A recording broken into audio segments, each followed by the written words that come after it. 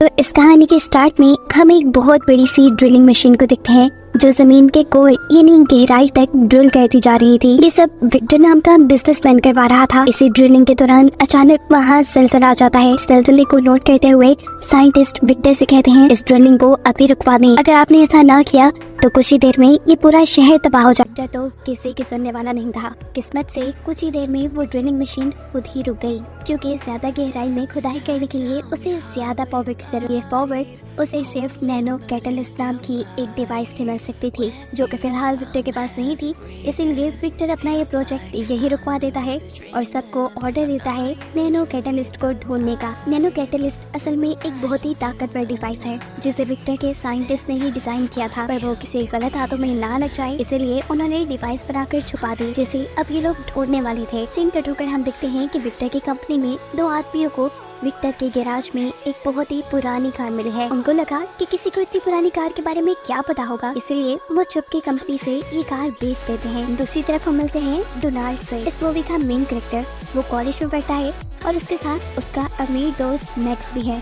Donald को cars का craze है। वो अपने लिए एक न्यू मॉडल कार खरीदना चाहता है, लेकिन क्योंकि उसके पास इतने पैसे नहीं इसलिए वो ऐसा नहीं कर पाता। आज मैक्स उसे चलाने के लिए अपनी न्यू मॉडल कार देता है। वो इस चीज से ही खुश हो गया, लेकिन बुरा उसे तब लगा जब मैक्स उसे ड्राइवर की तरह छोड़कर अपनी क्लास फेलो के साथ कार की बैक सीट पर जा बैठा। इस लड़की का नाम था नताशा और डोनाल्ड पेशा को पसंद करता था। खैर अब वो घर आता है और कंप्यूटर पे कुछ गाड़ियाँ सर्च करने लग जाता है, लेकिन ये सब की सब इतनी महंगी थी कि उन्हें लेने में उसे सालों लग जाते। वो सोच आता है। इसके बाद सुबह होने पर उसकी छोटी बहन उसे सरप्राइज देते हुए उठाती है, क्योंकि आज डोनाल्ड का बर्थडे था। बर्थडे गिफ्ट के तौर पर डोनाल्ड के डैड उसे एक कार गिफ्ट करते हैं, जिस कार को देखकर डोनाल्ड ज्यादा खुश नहीं हुआ, क्योंकि ये एक पुरानी मॉडल की कार थी। असल में ये वही कार है जो विक्टर के एम्प्लॉयज ने बेच दी थी।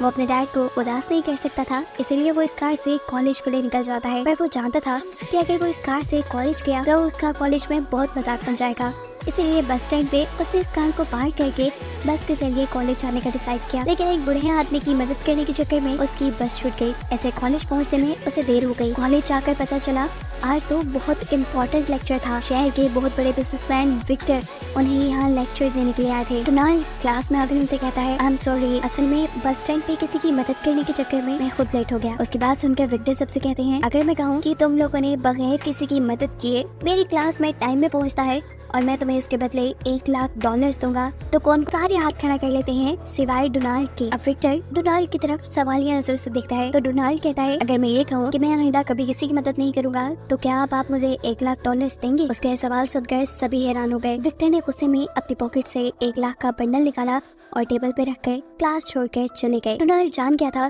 कि उन्हें गुस्सा आया है इस बात से, इसलिए वो उनके पैसे लेकर उनके पीछे पीछे जाता है। जिस टाइम विक्टर और डोनाल्ड आपस में बातें कर रहे थे उस टाइम डोनाल्ड देखता है कि मैक्स यानी उसका दोस्त नताशा को अपनी महंगी कार में लेकर कहीं जा रहा था। वो क्या देख रहा था ये विक्टर भी नोटिस कर लेते हैं और उससे कहते हैं जाओ इन पैसों से तुम ऐसी ही महंगी कार खरीद सकते हो। कार खरीदने के बाद तुम इस लड़की को भी इम्प्रेस कर पाओगे। लेकिन मैं तुम्हें कुछ बताना चाहता हूँ, मैंने सब कुछ जीरो से स्टार्ट किया था, तभी मैं यहाँ तक पहुँचा हूँ। पैसे कमाने की शुरुआत मैंने फूल बेचने से की थी। ये कहते ही विक्टर का असिस्टेंट उसके हाथ से पैसे ले लेता है। विक्टर की इस आइडिया को डोनाल्ड अपने पल्ले से बांध लेता है और फिर अपनी उस पुरानी कार के जरिए ही फूलों की डिलीवरी का काम शुरू कर देता है। लेकिन इस काम में भी उसने काफी सारी मुश्किलों का सामना किया, जैसे अक्सर ट्रैफिक की वजह से वो डिलीवरी टाइम पर नहीं कर पाता था, तो कभी लोग उसे पैसे बहुत कम देते थे। सीन कट होकर हम विक्टर को देखते हैं जो अपनी कंपनी में नैनो कैटलिस्ट की तलाश में था। उसे कंपनी के एक मैप से पता चलता है लिस्ट उसके साइंटिस्ट ने एक कार में छुपा के थे और वो कार उसके एम्प्लॉयज ने बेच दी है। कार बेचने वालों को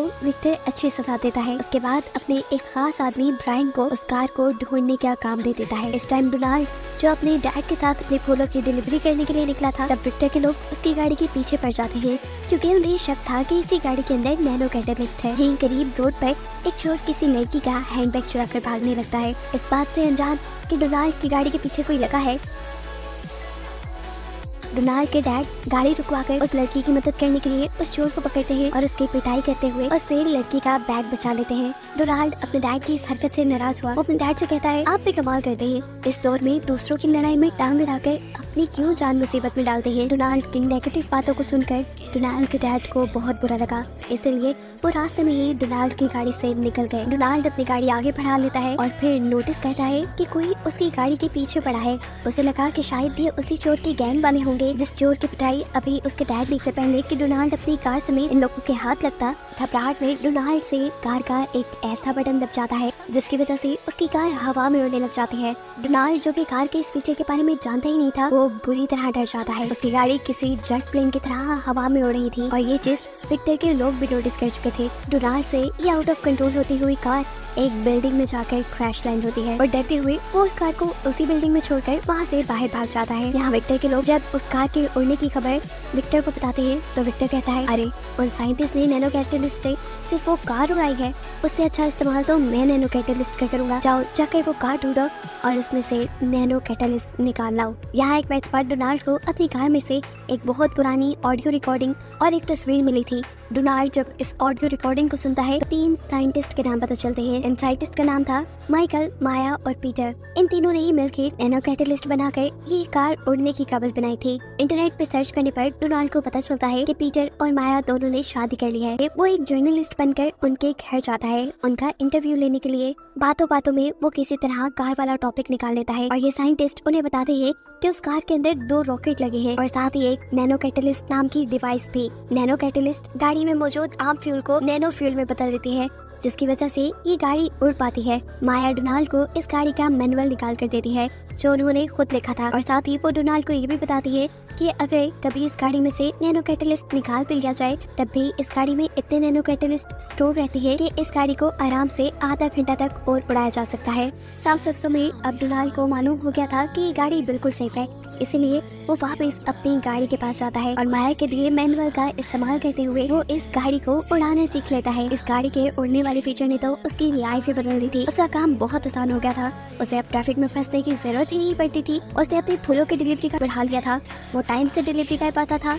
इस तरह उसने ज्यादा पैसे भी कमा लिए थे। कुछ पैसे इकट्ठे होने के बाद वो अपनी फ्रेंड नताशा को डिनर पर भी लेकर जाता है। नताशा भी डोनाल्ड के साथ टाइम स्पेंड करके खुश थी और ऐसे ही हमें मालूम हुआ कि वो भी डोनाल्ड को पसंद करने लगी थी। यहीं इस फैंसी रेस्टोरेंट पे डोनाल्ड को विक्टर भी मिल जाता है। वो विक्टर से शुक्रिया अदा करता है कि आपकी कहे के अकॉर्डिंग मैंने फूलों की डिलीवरी का काम शुरू किया और अब मैं इतने पैसे कमाने लग गया हूँ कि जल्द ही एक गाड़ी ले लूंगा। यहाँ विक्टर के बाकी लोग जो अभी तक उस गाड़ी को ढूंढने के चक्कर में थे वो रोड पे चलते हुए डोनाल्ड के डैड का पीछा करते हैं। उन्होंने अपने साथ उस चोर को भी रखा हुआ था ताकि वो डोनाल्ड के डैड को पहचान कर बताए क्या भाई वो आदमी है जिसकी गाड़ी और चोर जब डोनाल्ड के डैड को देखता है तो इन लोगों से झूठ कह देता है कि नहीं ये वो आदमी नहीं जिसने मेरी पिटाई की थी। उसने झूठ इसलिए बोला क्योंकि वो डोनाल्ड के डैड से बदला लेना चाहता था। इन सब के जाने के बाद वो डोनाल्ड के डैड को चाकू मारकर भाग गया। डोनाल्ड के डैड की हालत खराब होने लगी। यहाँ से गुजरती हुई औरत उसे रेस्क्यू करने की कोशिश करती है लेकिन वो तो खुद पैदल थी, उसे किसी और से मदद लेने के लिए रोड की तरफ जाना पड़ता है। मजेदार ये बात थी कि इस रोड पर डोनाल्ड ही था। ये औरत उससे कहती है प्लीज वहाँ एक आदमी मर रहा है, मेरी मदद करो। और यहाँ गुस्से में आया डोनाल्ड उसे कह देता है अगर वो मर रहा है तो रेस्क्यू को बुलाओ ना, मैं उसकी क्या मदद करूँ। उसने इस औरत की मदद से इनकार तो कर दिया लेकिन कुछ ही देर बाद उसे एहसास हुआ कि उसने काफी गलत कर दिया था क्योंकि जब एम्बुलेंस में उस मरने वाले आदमी को लिटाया गया तो डोनाल्ड ने पहचान लिया कि ये कोई और नहीं बल्कि उसके डैड थे। अब उसे एहसास हुआ था कि उसने कितनी बड़ी गलती कर दी थी। उसे इस चीज का रिग्रेट होने लगा था। अपने इस रिग्रेट को दूर करने के लिए वो अपने घर की सारी जिम्मेदारी उठा लेता है और अपने आप से वादा करता है कि अब वो मदद को इनकार नहीं करेगा। अपनी उड़ती हुई कार से वो सब लोगों की मदद करना शुरू कर देता है। शहर में होने वाली चोरियां रोकता है, लोगों को टाइम पे हॉस्पिटल पहुंचाकर उनकी जान बचाता है, यहाँ तक कि आग लगी बिल्डिंग्स के अंदर जा जाकर भी लोगों की जान बचाता है। ये कह ले कि वो इस शहर के लोगों के लिए सुपर हीरो बन गया था जिसके पास एक उड़ने वाली कार थी। न्यूज़ में भी उसकी चर्चे होने लगे थे और अब सब लोग उसे ब्लैक लाइटनिंग के नाम से पुकार रहे थे क्योंकि कोई उसका असल नाम नहीं जानता था। ये बात विक्टर तक भी पहुंच जाती है और वो भी ब्लैक लाइटनिंग के पीछे पड़ जाता है। ये खबर जैसे ही दोनों साइंटिस्ट यानी पीटर और माया को पता चलती है तो वो तो समझ गए कि ये लड़का कोई और नहीं बल्कि डोनाल्ड है, जो उनसे इंटरव्यू के दौरान इस गाड़ी का मैनुअल लेके आया था। सीन कट होकर हमें पीटर को दिखाया जाता है जिसके दिमाग में एक अजीब ही प्लान चल रहा था। उसने ब्लैक लाइटनिंग को उसका काम करते हुए देखा था। यही देखते हुए वो अपने पुराने साइंटिस्ट को अपने पास बुलाता है और उनसे कहता है, क्या आपने ब्लैक लाइटनिंग को देखा? कितना अच्छा काम कर रहा है, शहर में होने वाले क्राइम को रोक रहा है, लेकिन उस अकेले की कोशिश से पूरा शहर ठीक नहीं लगता। वो एक इंसान शहर में किस किस की मदद को पहुँचे। सोचिए, अगर यही कार्स हमारी पुलिस के पास हो तो कितनी जल्दी क्राइम रुक जाएगा। इसलिए मैं चाहता हूँ कि ये कार्स बनाने के लिए आप लोग और नैनो कैटलिस्ट बनाएं। ये तीनों विक्टर की बातों में आ जाते हैं और नैनो कैटलिस्ट को बनाने की तैयारी में लग जाते हैं। सीन कट होकर हम डोनाल्ड को देखते हैं जिसे मैक्स की तरफ से नताशा को फूल देने का ऑर्डर मिला था। जब वो फूलों की डिलीवरी के लिए जाता है तो नताशा डोनाल्ड को देखकर काफी ज्यादा खुश हो जाती है। ये दोनों यहाँ काफी बातें करते हैं और नताशा डोनाल्ड से ब्लैक लाइटनिंग के बारे में बात करती है। वो कहती है कि मुझे लगता है ब्लैक लाइटनिंग के साथ जिंदगी में कुछ बहुत बुरा हुआ होगा, इसलिए वो हमेशा हर एक की मदद को तैयार रहता है और किसी से नहीं मिलता। आई विश कि मैं उससे शादी करके उसकी ये तन्हाई दूर कर पाऊँ। डोनाल्ड चुपचाप उसकी ये सारी बातें सुनता रहा, लेकिन नहीं बता पाया कि मैं खुद ही ब्लैक लाइटनिंग हूँ। है वो अब यहाँ से जाने के लिए अपनी गाड़ी में वापस बैठ जाता है और जब वो यहाँ से जाने ही वाला था तब उसकी नजर पड़ती है ऊपर बिल्डिंग पे एक बहुत बड़े बर्फ के ब्लॉक पे, जो टूट कर नताशा पे ही गिरने वाला था। नताशा को बचाने के लिए वो अपनी कार हवा में उड़ाता है और टेढ़ा करते हुए ये बर्फ का ब्लॉक तोड़ देता है।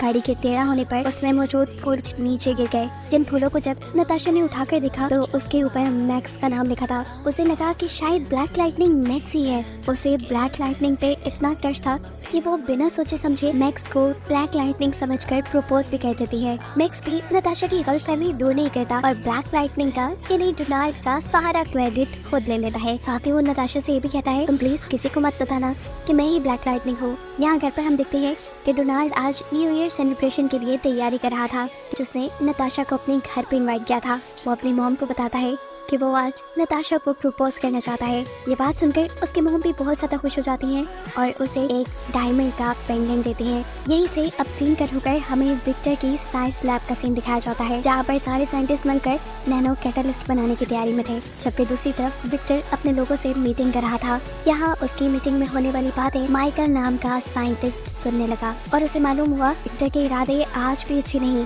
क्योंकि पहले साइंटिस्ट ने उसके बुरे इरादों को देखकर उसे नैनो कैटलिस्ट बनाकर देने से मना कर दिया था। इसीलिए इस मर्तबा विक्टर ने एक चाल चली थी। उसने साइंटिस्ट से कहा कि वो नैनो कैटलिस्ट बनाकर उड़ने वाली कार्स बनाना चाहता है जिससे लोगों की मदद हो सके, लेकिन ऐसा नहीं था। असल में उसे नैनो कैटलिस्ट चाहिए थे अपनी ड्रिल मशीन को पावर देने के लिए, जो ड्रिल मशीन जमीन की खुदाई कर रही थी। जमीन की कोर खोदने के बाद उसे नीचे से बेशकीमती हीरे मिलते। इस लालची विक्टर ने ये नहीं सोचा था कि उस खुदाई के चलते जो शहर में तबाही आएगी उससे कितने लोग मारे जाएंगे।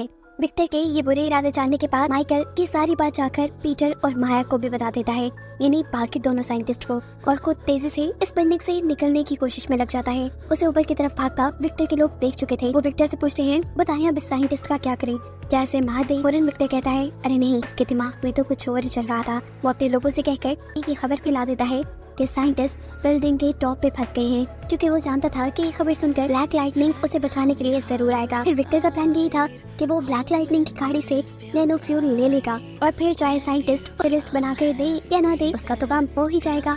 सीन कट होकर हम देखते हैं कि नताशा और मैक्स एक पार्टी में थे। नताशा भी टीवी पे साइंटिस्ट के फंसे होने की न्यूज सुन रही है और वो मैक्स से कहती है, जाओ जाकर साइंटिस्ट को बचाओ। लेकिन अब वो नताशा को क्या बताए कि वो तो ब्लैक लाइटनिंग है ही नहीं।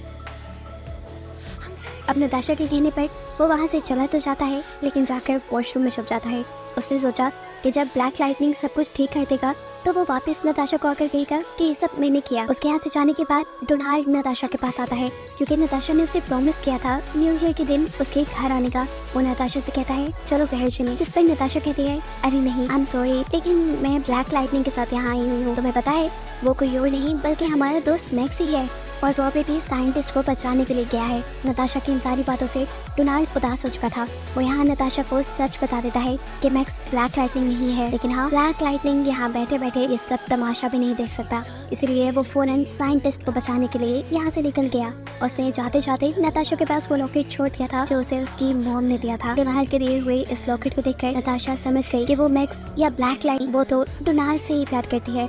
यहाँ न्यूज में दिखाया जाता है कि ब्लैक लाइटनिंग भी साइंटिस्ट की मदद करने के लिए पहुंच चुका था। ये खबर सुनते ही मैक्स भी वॉशरूम से बाहर आकर नताशा के पास चला जाता है और नताशा को सच बता देता है कि वो ब्लैक लाइटनिंग नहीं। ये बात सुनकर नताशा कहती है, मुझे तुम्हारे झूठ का बुरा नहीं लगा, क्योंकि मैं अब जान गई हूँ, मैं ना तो तुमसे प्यार करती हूँ और ना ही ब्लैक लाइटनिंग से, मैं डोनाल्ड से प्यार करती हूँ। ये कहते ही वो वहाँ से चली गई। वो फौरन अब डोनाल्ड को कॉल करके उसे ये सब बताना चाहती थी, जबकि डोनाल्ड तो इतनी बड़ी मुसीबत में फंसा था। वो जैसे ही साइंटिस्ट को बचाने के लिए उनके पास पहुंचा, तभी विक्टर भी अपनी दूसरी उड़ने वाली कार से हवा में आकर उसकी कार को धक्का दे देता है। डोनाल्ड जो इस हमले के लिए तैयार नहीं था, उसकी गाड़ी डगमगा जाती है, जिसपे वो कंट्रोल करने की कोशिश तो करता है, लेकिन इतने में विक्टर उसकी गाड़ी के अंदर से नैनो कैटलिस्ट निकाल चुका था, जो निकलते ही उसकी गाड़ी आउट ऑफ कंट्रोल होकर नीचे पानी में गिर जाती है। पानी में ही उसके पास नताशा की कॉल आई। उसने कॉल रिसीव कर ली और नताशा ने उसे जल्दी से बताया, तुम घर आ जाओ, तुम्हारी मॉम तुम्हारा वेट कर रही है। यही बातों ही बातों में नताशा उससे कन्फेस भी कर लेती है कि मैं तुमसे ही प्यार करती हूँ। उसका ये कन्फेशन सुनकर मरते हुए डोनाल्ड को भी जैसे जीने की उम्मीद हुई। उसे याद आया कि साइंटिस्ट माया ने उसे बताया था कि अगर उसकी कार से नैनो कैटलिस्ट निकाल भी लिए जाए तो फिर भी उसकी कार में इतने नैनो कैटलिस्ट होंगे कि उसकी कार आधे घंटे तक उड़ पाए। बस फिर क्या था, डोनाल्ड अपनी कार को सीधा पानी से उड़ाते हुए हवा में ले जाता है, लेकिन तब तक विक्टर ने नैनो कैटलिस्ट से अपनी ड्रिल को चलाना शुरू कर दिया था। ड्रिल जितना जमीन के कोर को डैमेज कर रही थी, उतनी तेजी से अब शहर में जलजला आने लगा था, जिसे रोकने के लिए डोनाल्ड जल्दी से उसकी लैब में जाकर उस नैनो कैटलिस्ट को उसकी मशीन से निकाल देता है। ऐसे ड्रिलिंग भी रुक जाती है और शहर में आने वाला जलजला भी रुक जाता है। लेकिन ऐसा कैसे मुमकिन था कि वो विक्टर के साथ पंगा लेता और विक्टर जवाब में कुछ भी ना कहता। विक्टर, जो के बाद जानता था कि डोनाल्ड नताशा को पसंद करता है, वो जाकर नताशा को किडनैप कर लेता है और विक्टर से डील रखता है कि मुझे नैनो कैटलिस्ट दे जाओ और नताशा को आजाद करवा लो। डोनाल्ड को भी नताशा को बचाने के लिए विक्टर के पास आना पड़ा। इस टाइम विक्टर नताशा को अपनी उड़ने वाली कार में बिठाए हवा में ही था। डोनाल्ड अपनी कार को विक्टर की कार के ठीक नीचे ले जाकर 3 मरतबा हॉर्न करता है। उसके ऐसा करने से नताशा समझ गई कि उसके लिए सिग्नल था। विक्टर को चकमा देते वो गाड़ी का दरवाजा खोल गई, उसकी गाड़ी से कूद गई, अपनी जान पर खतरा मोल लेते हुए। उसे यकीन था कि डोनाल्ड उसे बचा लेगा और उसकी सोच के बिल्कुल मुताबिक डोनाल्ड अपने उड़ने वाली कार के जरिए उसे कैच करके सेफली जमीन पे लैंड करवा देता है। उसको सेफली लैंड करवाने के बाद अब डोनाल्ड विक्टर को मजा चुकाने के लिए आगे बढ़ता है। उनकी कार आपस में तो लड़ रही थी, साथ ही साथ शहर में भी तबाही फैला रही थी। इस चीज को नोटिस करते हुए डोनाल्ड अपनी कार को आसमान की तरफ उड़ा लेता है और उसकी कार से नैनो कैटलिस्ट लेने के लिए विक्टर भी वो पीछे चला गया। उड़ते उड़ते ये लोग स्पेस में पहुंच जाते हैं। विक्टर, जिसकी कार में सिर्फ नॉर्मल रॉकेट लगे थे, स्पेस में जाते ही उसके रॉकेट बंद हो गए।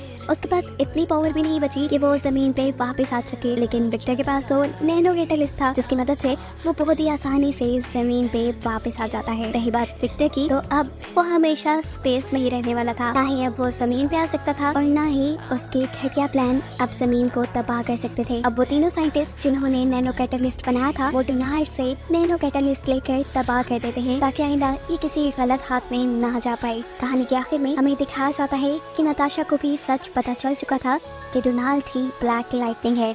वो तो उसे डोनाल्ड के तौर पे भी पसंद करने लगी थी और अब ब्लैक लाइटनिंग के तौर पे भी। ये दोनों अपनी आगे की जिंदगी गुजारने वाले थे और इनको खुश दिखाते हुए ये कहानी यहाँ खत्म हो जाती है।